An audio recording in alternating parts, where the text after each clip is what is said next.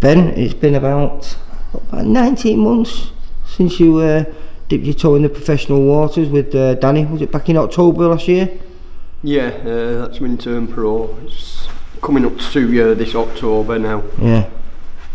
Since then, obviously, we've had a few more turn pro, Jack Kilgannon, Jack Rath, Joe Eco. I've got a Polish lad come over who's signing up with Steve as well. And not only that, you're still running an amateur gym? Yeah, doing well with amateurs really. Like been going roughly 3 years with amateurs here. Had 2 national champions, couple of finalists, so amateur side's doing well as well. Yeah, and you know something, you had 2 lads fighting last weekend, didn't you? You had Joe Eco and Jack Kilgannon. Both look really good, and I think you must be up to about what, 25, 30 fights now as a professional team with no losses. Like yeah. Catching up to Steve Maylett soon. Hopefully. Because I think he's had probably nearly 100 fights with his fighters, with only the 1 defeat, and that was Cow Place, wasn't it? Yeah. So how did you feel it was going to go? Because you've got a young team around you. I mean, it's not just you. You got go through the lads who work here with you. Yeah, I've got 3 coaches who help me out now. I've got Dave Raff. That's Jack and Tom Rafferty's dad, isn't it? Yeah, good coach, very good help. And well, it's more or less me and Dave. It's if I can't make it, Dave makes it. We sort of work it between us. I've got Stuart Hampton helping out. Des Pritchard, ex-fireman, he does the strength and conditioning with them and that, So we've got a good little team of coaches as well as the boxers. And like I say, I've seen amazing things happen here. Danny's always been a guy that's been leading the way for all the fighters, hasn't he? He's always been very dedicated since he was a young lad. You don't really have to do too much with him, if you know what I mean. Just tell him what he needs to do and he'll go and do it, won't he?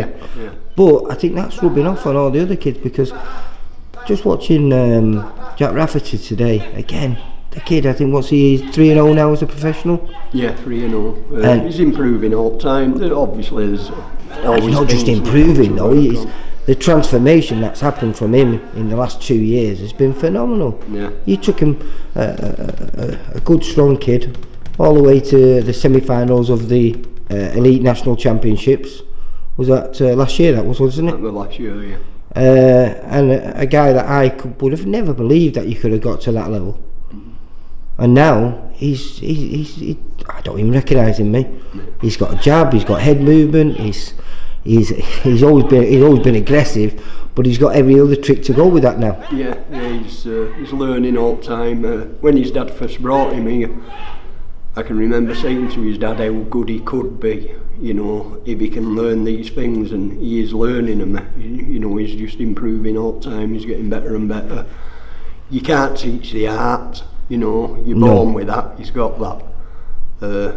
He's a tough, durable lad, and now everything else is coming together with it. He's getting the head movement, he's working with his jab a lot, he's setting things up, he's just looking the part now. Well, the 4 professionals that you've got now are all totally different from one another.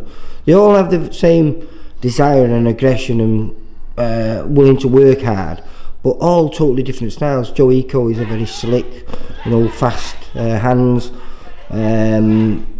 slick boxer. Then you've got Jack Kilgannon, who's strong and tough, and I said he's a little bit Rocky Fielding. He might not always look pretty, but he's very effective. And he's hard as nails. Yeah, it was a great added bonus. You've got Danny Wright, who's renowned for a ridiculous engine, and you've got Jack Rafferty. That he's a slick, aggressive box fighter, isn't he now? Yeah. Like you say, they've all got their assets, haven't they? Joe's is his hand speed. He fought Fons Alexander at weekend. It was a step up for Joe. It was. He boxed exactly how we wanted him to box. He used the hand speed, fast punches in and out. Weren't there to be it. That was it. In the fight. made the Fonz miss. Making Fonz look a bit silly, really, missing with big wide swings, you know, so he boxed perfect that day. Jack Kilgannon, he probably had the awkwardest opponent you could ever get. You know, Jack done everything right. He did. It was the opponent that made things, you know, difficult for us. But really. he could have fell into his trap, so, and he didn't, did he? You know, really in the fight he bullied him, you know. Well, I think in that third round he landed a massive right hand on that kid, and it almost sent him to the canvas. If the fact that he didn't grab hold of him, he grabbed hold of Jack's legs, and that's what managed to keep him up and save him from a count. But where do you think all these kids can go now? Because I mean, I think when Danny turned over, you know, being an ABA champion, we all expect him to be at some point in his career to be at least a British champion. But realistically, as good as they all were, they didn't really win anything major. Your other three fighters, did they? As things, they won regional titles here and there, didn't they? Yeah, they've won regional titles, but you get the likes of Jack Kilgannon, you know. He got to the final of the boys' club, senior boy club group. Got a bit of a bad decision in that. He's always been thereabouts. He's always been able to box anybody, you know. Jack Rafferty, he got to semi-finals. A lot of people thought he won that. That was Joe Laws, wasn't it? That was against Joe Laws. You know, a lot of people thought he won that. He should have been in the final. But that's boxing for you, innit? You know, you get your ups and downs. Well, like I said though, I mean, the improvements that they're making and the way they're moving through these professional ranks, I think, like Jack Kilgannon, 5-0 now. 5-0. I think he's had 2 stoppages against much bigger opponents as well as stoppages. And then you've got Joe, I think he's 4-0 now, isn't he? Yeah. Looking really sharp in his last 2 fights. Great performances of both of them. Guys, again, all guys that they're supposed to beat, but they're beating them really, really well, aren't they? Well, they're looking good doing it, aren't they? Yeah. You know. Danny hopefully will be 9-0 next weekend. And you've got Jack Rafferty, who's 3-0. So, where do you think all these can go? I've got to be, you know, confident. I feel they can go a long way. How far yet, I don't know, because there's still lots of improvement. I mean, realistically, do you believe that they all could be British champions at some point in their career? I do, yeah. I really do. And don't forget, all these, they're all young yet. They're still young fighters, you know. We've got a lot of learning to do, you know. If you think you know everything, you might as well finish. You know, there's a lot of learning to do with all these boxers. But do you feel you've learned a lot? I mean, because you've been an amateur, a very successful amateur coach for what, 25, 30 years. Do you feel you've learned new tricks as you've been in this pro game? Definitely, and you know, I've got a lot to learn yet. You know, we've got to be learning all the time. You think you know everything, you know. I don't think anyone knows everything. I think Freddie Roach and trainers like that, they still listen and learn. You know, I think everybody does. You've got to. I love speaking to other trainers, see what their thoughts are on things. You know, I speak to Steve Mail, Steve speaks to me. You know, I think, you know, Steve will pick things up off me. I'll pick things up off him. Yeah. Same with Matt Bianco. Matt Bianco's a good coach. He turns some good lads out. You know. I think we all have to learn off each other. We're talking about this, and just some of the coaches that you mentioned there. We are living in a little bit of a golden period for Northwest boxing. Oh, it's booming at the minute, isn't it, Northwest boxing? I mean, I was talking to you earlier on about likes of Tyrone Nurse going over to Australia. Tyrone's a good kid, you know. And then you look at the size of Australia, see how many world champions they've turned out, and look at Manchester. And what we're producing. Look how many they've turned out. And what we've got to come as well. I mean, we've got a lot of guys that are training in Manchester and from Manchester that are world champions and world level. But I think we're going to get even more over the next, what, say 3 or 4 years. Yeah, like I said, boxing's booming at the minute, you know. The lads that are coming through, what a lot of people don't even know about yet. You know, there's some there that you watch and you know they're going to be big names. Do you think this helps you, because you've been involved with the amateurs, you know what your lads are going to be up against in the next 2 or 3 years. You know, obviously Danny's not too far away from meeting those legitimate contenders, people who want to go where he wants to go, and he has to stop them. But you know, you've probably seen these kids all fight in the amateurs, haven't you? Well, I've seen loads of these that are about. You know, I've seen fight on amateurs. It seems I've been obviously had a close eye on a lot of them when they've been round the same weights as my lads. Well, I remember you telling me about Lewis Ritson, what, 2 years ago? Yeah. And you said keep an eye on this kid, and also the kid who won the Ultimate Fighter. You told me about him, Drew Brown. Yeah. Well, like I said, you know, Danny bots Drew Brown in amateurs, so I've got a light welter, a lightweight, I've got a light welter, I've got a welter, and I've got a light middle come middle.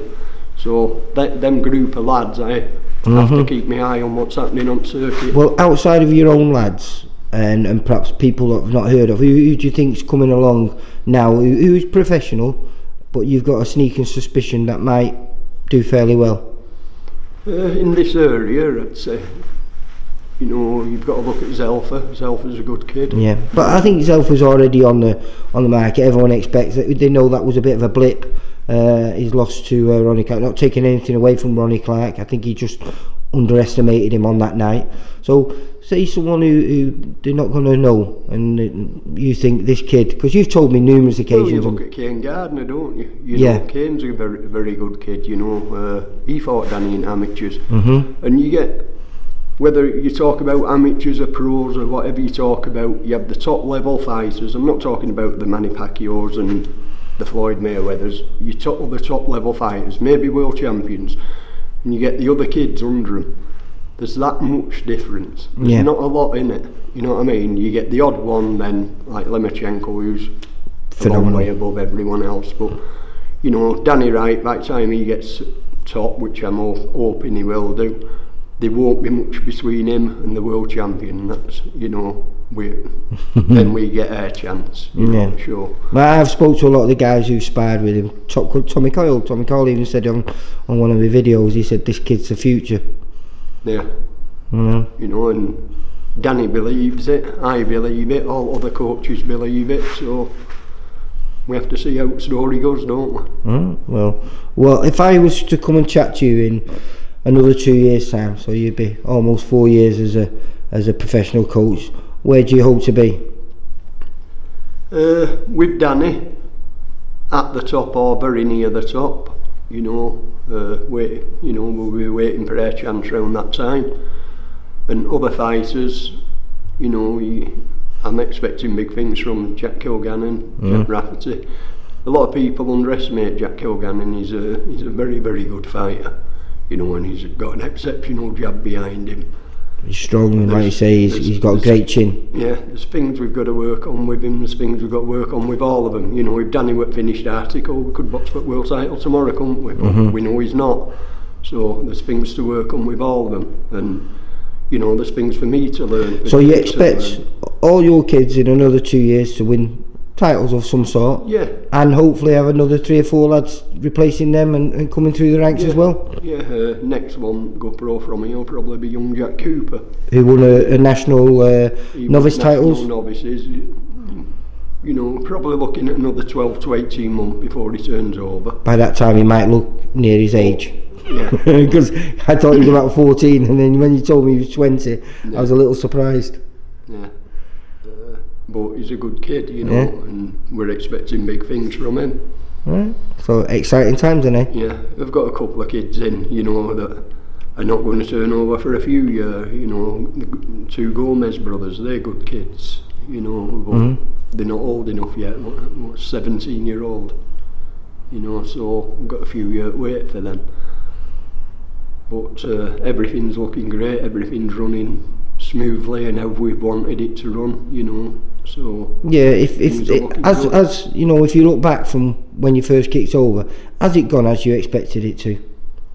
Because I remember talking to him, and you said inside his first 2 years you wanted Danny to get to 10-0, and that looks like that's going to happen. Yeah, and like I said to you not long back, you know, we were another 1 or 2 fights, and we want to be looking at some sort of title for Danny. You know, whether it's Central Area, Challenge Belt, anything. You know, we want to pick the little titles up on way to big titles.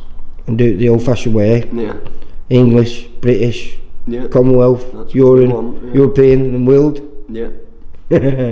All right, mate. Take care. See you later. Thanks very much, Lee. Bye, Ben. Sure.